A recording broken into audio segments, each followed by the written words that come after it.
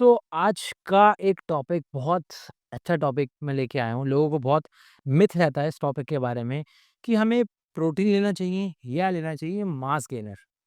देखो दोनों ही अलग-अलग हैं। व्हे प्रोटीन अलग है, मास गेनर अलग है। दोनों चीज़ एक नहीं है, दोनों ल को लेने वालों के गोल भी एक नहीं है, ठीक है? पहले हम बात कर रहे हैं व्हे प्रोटीन की। जो मसल गेन करना चाहते हैं लेकिन फैट नहीं बढ़ाना चाहते, जो लीन बॉडी को बनाना चाहते हैं बट फैट लॉस के टाइम भी यूज़ कर सकते हैं।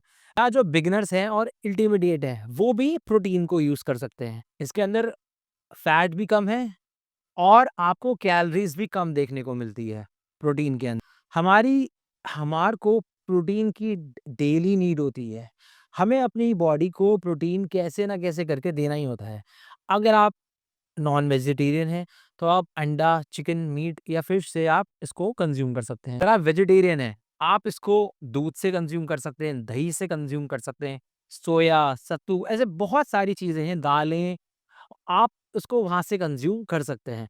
पर वेजिटेरियंस के लिए एक अच्छा सोर्स व्हे प्रोटीन हो सकता है। अच्छा, अब बात कर लेते हैं इसके थोड़े साइड इफ़ेक्ट्स के बारे में कि व्हे प्रोटीन के साइड इफ़ेक्ट्स लोग अगर आपने देखा होगा, बहुत सारे लोग पॉडकास्ट पे, न्यूज़ चैनल्स पे जा के बोलते हैं, 1 स्कूप प्रोटीन हम पी लेते तो हमारा पेट खराब हो जाता है, हड्डियाँ, किडनी, फलाना-ढिमकाना ये सब खराब हो जाता है, व्हे प्रोटीन नहीं लेना चाहिए, उसके अंदर स्टेरॉइड्स होते हैं।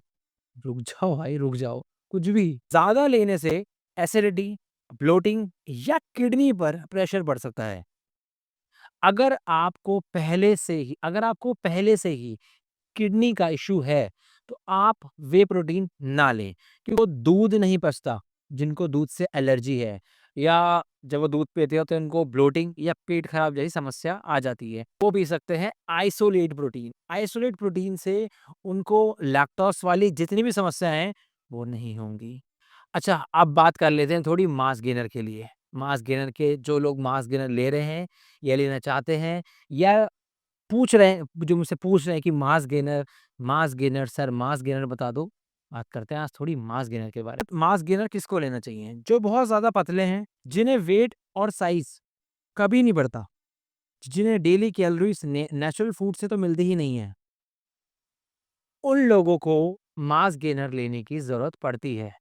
जो जिम में जाते हैं और 6-8 महीने हो गए हैं, 1 साल हो गया है, जिनका ना वेट बढ़ रहा है, ना और वो दुबले-पतले हैं, तो हाँ, वो मास गेनर ले सकते हैं मिल्क के अंदर। उनको उससे बेनिफिट्स होंगे क्योंकि उसके अंदर हाई कैलोरीज़ होती है, हाई शुगर भी होती है, ये भी बता दूँ। देखो, जिसको जिसका वेट गेन नहीं हो रहा, पर इससे कुछ साइड इफ़ेक्ट्स भी हैं।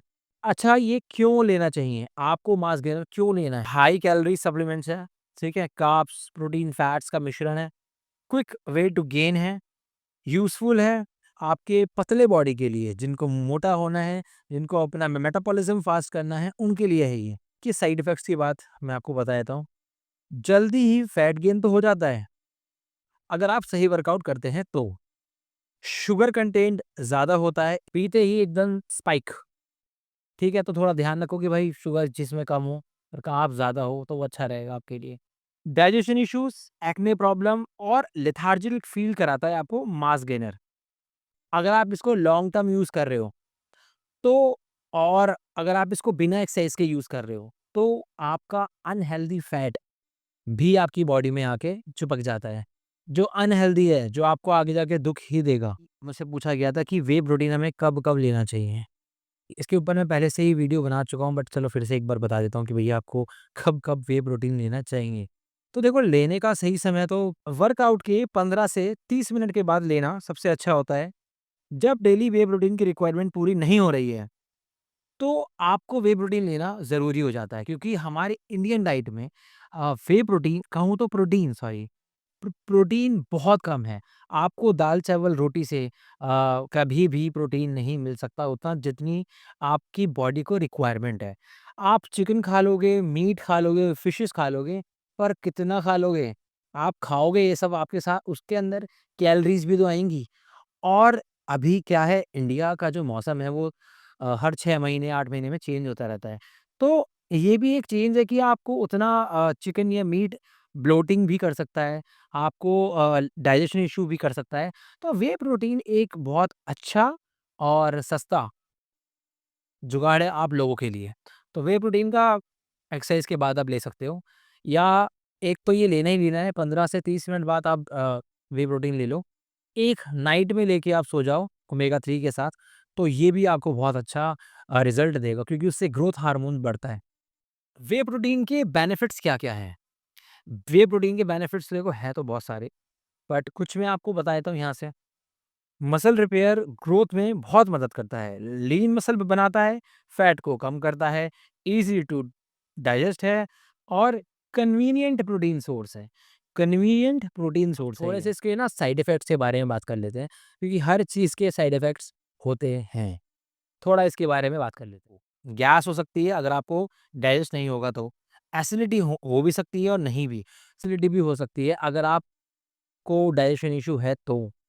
वैसे सबकी बॉडी टाइप अलग होता है। खाने से अपनी कैलोरीज़ कवर नहीं कर पा रहे, आपने बहुत कुछ खा लिया, आपको भूख ही नहीं लगती है, फिर काम आता है मास गेनर। मास गेनर आपकी भूख को बढ़ाता है, मेटाबॉलिज़्म को हाई करता है, और आपको भूख लगाता है, जिससे आप कैलोरीज़ बहुत सारी खाते हो। इसके अंदर भी पहले से कैलोरीज़ होती है, जिससे आपका वेट भी बढ़ता है, और आपको एक जिम में पुश मिलता है, जिससे आप वेट ज़्यादा उठा पाते हो। ये आपको जिम के बाद जो मसल रिकवरी चाहिए होती है, उसके अंदर भी आपकी हेल्प करता है। अगर आप इसको दूध में लेंगे तो आपके लिए ज़्यादा बेनिफिट। नेचुरल चीज़ों से ज़्यादा तो आपको कोई चीज़ अच्छी आपके शरीर में लगेगी नहीं। ये सब चीज़ें भी ऐड रखो। सप्लीमेंट्स का काम है आपको पुश करना, ना कि आपकी डेली ज़रूरतों को पूरा करना। ये मत करना आप सिर्फ़ सप्लीमेंट्स खा रहे हो, खाना नहीं खा रहे, तो सप्लीमेंट्स सिर्फ़ आपको सप्लीमेंट करने के लिए हैं, आपको पुश करने के लिए हैं, ना कि आपको खाना ना खाने के बाद सप्लीमेंट्स खाने की ज़रूरत पड़े। तो आज की वीडियो भाई इतनी ही थी। अगर अच्छी लगी हो, लाइक करो, कमेंट करो और शेयर कर दो यार थोड़ी-सी वीडियो उन लोगों के पास जो मास गेनर और व्हे प्रोटीन में आज भी अटके हुए हैं।